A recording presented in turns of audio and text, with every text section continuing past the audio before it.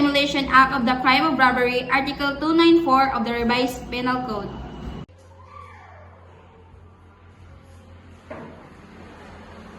Good day, Ms. Bethany. I'm Police Corporal Karen Fernandez, the officer in charge for your case.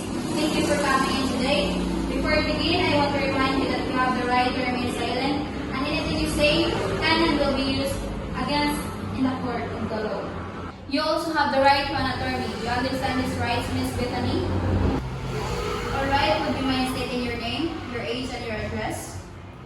I am Bethany Timako, 20 years old, single, a resident from Portlos, Monsillo, Capilas, Alright, now we are here tonight to discuss the robbery that occurred at the Capa residence at Pork 5 Magusilong, Cantilan, Surigao del Sur yesterday afternoon. So we understand you were seen in the vicinity around the time of the incident. I was just walking by. I didn't say anything.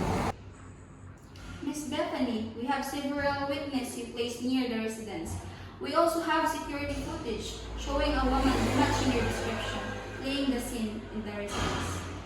It must be a mistake. I wasn't involved. I don't know what you're talking about.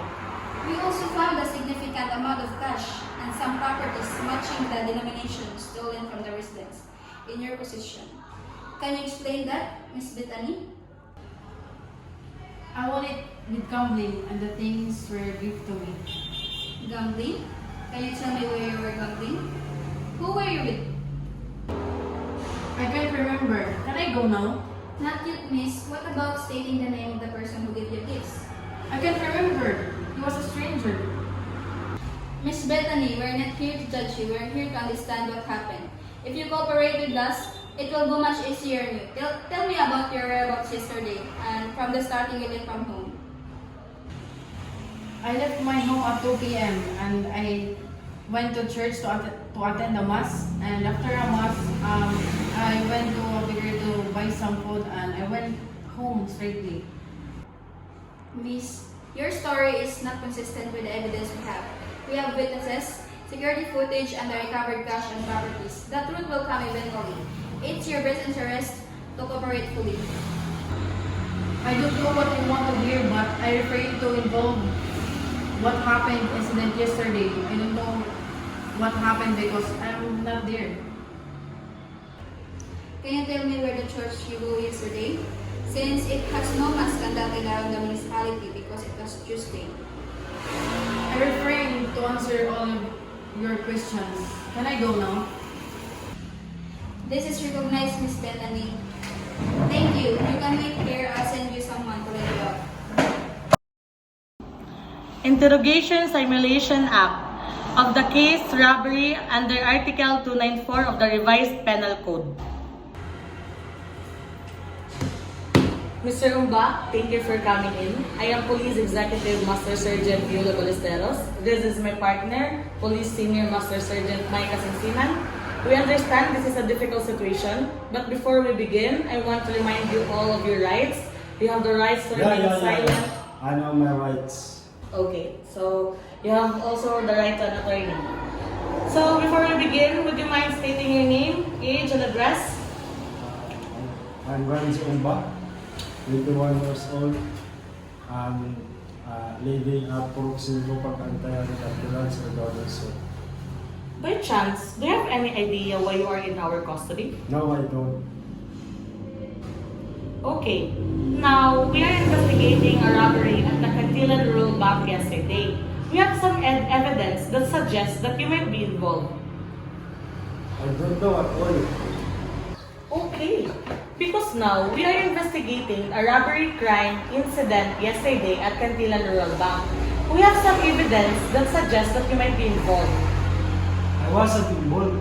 I was home at all day. We'll get to that. Can you describe your day yesterday? Let's start in the morning. I woke up, had breakfast, you know, the usual, The usual. And what time did you wake up? around 8 o'clock. 8 o'clock. What did you do after breakfast? I watched some TV, did some course, What kind of course? you know, just cleaning, Can you be more specific and what did you play? the kitchen, bathroom. Isn't that your wife's usual routine? Yes, but she was away yesterday. Where's Desiree? She went to the market to buy our breakfast. Mr. Umba, we have the witnesses who placed a man not seeing you described near the bank around the time of the robbery. A man wearing a distinctive blue jacket and the shoes you are wearing here. I don't have a blue jacket, and it's possible that someone has the same shoe as mine. We have a security footage showing a man in a blue jacket entering the bank. A man with a similar build to you. Can you explain it? It could have been anyone. We also found a trace of dye from the bank's dye packs on a blue jacket found in your home. The same blue jacket. Mr. Umba, we're not here to judge you. We're here to understand what really happened. Cooperation will make this easier for every one of us. Tell us what you were doing yesterday afternoon, specifically between 2 to 3 p.m.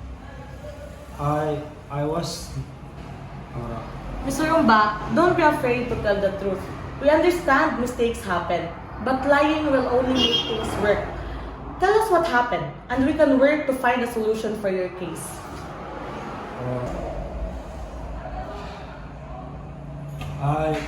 I was near the bank. I saw the robbery. I panicked. I didn't take anything. You saw the robbery and you panic. Why did you go after so? I ran at the neighborhood building. But the evidence shows us otherwise, Mr. Umba. But your evidence is anything. Mr. Umba, I know how hard it is, but you know what would be for use if you plant some evidence on someone. That's what you do because you're a bunch of crap. Mr. Umba, if you don't cooperate with us, I promise you will rot in here as long as you deserve to be here. You expect me to believe that? I don't care what you believe, but it's also your family here on the line. What about your families, huh? Do not talk nonsense here. Where did you run again after the incident? At the neighboring building. And what are you doing near the bank? We checked your records. You don't have any bank account or any transaction that connects you with the bank. I was just strolling. Isn't it off or just a coincidence? You were strolling at the time of the bank being robbed and you were just strolling nearby?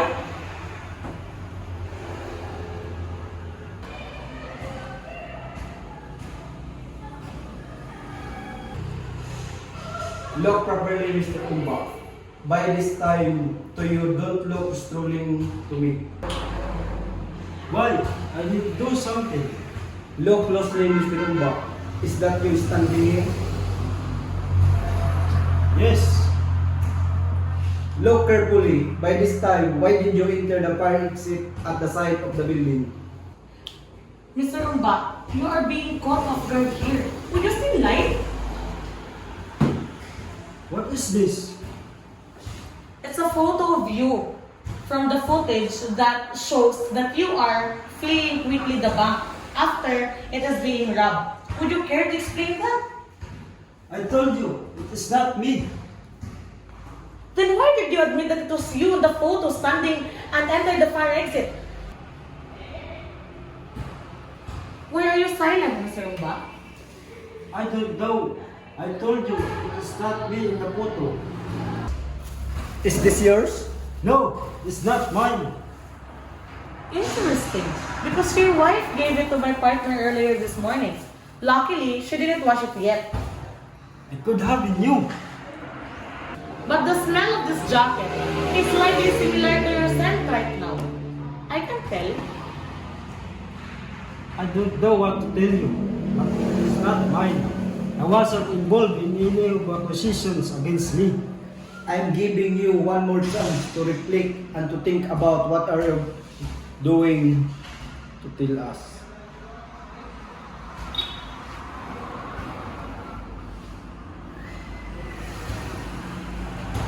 You know, Mr. Umba, even if you don't confess, we can still hold you here for as long as we want, and we can clearly sue you for the crime that is put to you. If I were you, I wouldn't hesitate to cooperate with us. We're giving you a benefit, favor, mister.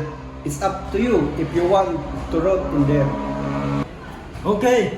I'll tell you everything. I did rob the bank. I made my way to enter the bank from the fire exit of the building and made my way inside. When I observed that there are only 2 clients, I pretended I was one of them. When I was the only one, I pointed a knife to one of the tellers while dragging her to walk with me towards the vault. When I reached the vault, I instructed the teller to open it and give me the bag of money. The guard and other employees did not help at all. No, they didn't dare because I will tell the woman if they interrupt. And then, After I get the bag of money, I immediately ran away and left the bank.